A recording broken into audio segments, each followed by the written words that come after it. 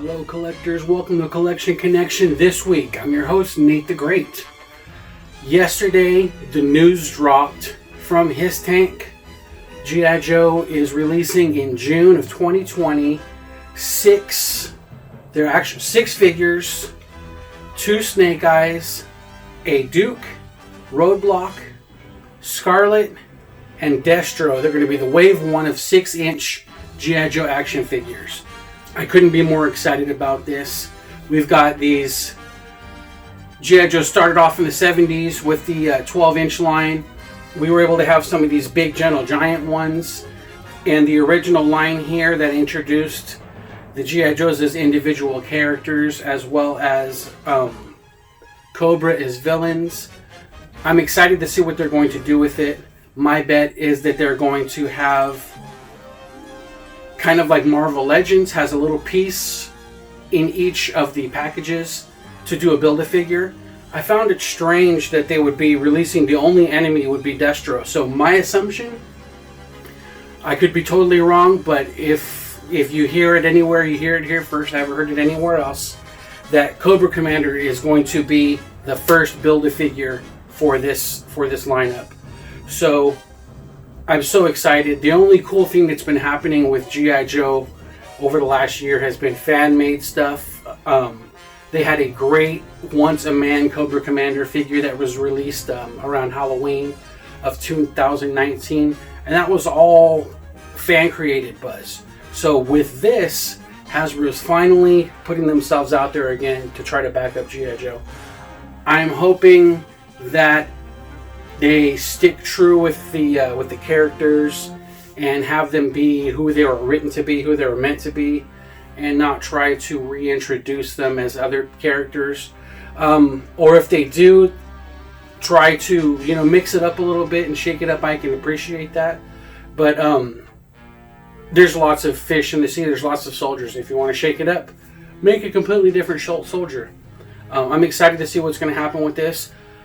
I'm nervous about the price point. Usually at $19.99, that's the price point for like Marvel Legends or the Star Wars Black Series figures at the 6-inch scale. And you have to remember that part of what made G.I. Joe was the articulation, first of all, but second of all, the awesome vehicles and playsets that they were able to produce at the time. Even most recently, when they had the modern versions come out, they were still reproducing original vehicles from the original molds. So I'd like to see what they can do. Can you imagine at 7 feet, the USS Flag was a behemoth for 4-inch figures. Can you imagine how that would be for, with a 33% increase for a 6-inch figure? I don't think that they would redo the flag, but I would like to see them at least. They probably do a few iconic vehicles that are easy to do. I would say, and this is all me going out on a limb, but I would say the Vamp, I would say the Hiss, maybe the Ferret, the Jump jetpacks. I could think of them putting those out as easy things, and maybe they drop one or two helicopters from each line, possibly the Fang. The Fang's small enough they could put it out, and maybe their go-to, their big dog would possibly be the Dragonfly with Wild Bill.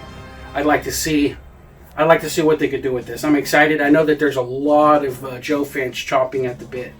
So 2020 June, try to get your pre-orders in. I'm going to actually head over to Fat Collectibles, my shop today, see what I could do about getting those figures on pre-order and get ahead of everything, get ahead of everybody. So gonna have bigger figures, not quite this big, but these original figures. Once again, Scarlet, Destro, Roadblock, Duke, and it says 2 versions of Snake Eyes. I'm assuming the original Snake Eyes and the 85 version with Timber. If you get a chance, check them out. For Collection Connection this week, I'm Nate the Great signing off. Don't forget to like, subscribe, share, and follow below. Every time I hear news about these G.I. Joes, I'm going to be all over it. G.I. Joe's my baby. So stay tuned here for the latest breaking information. Thank you very much. We'll see you next week.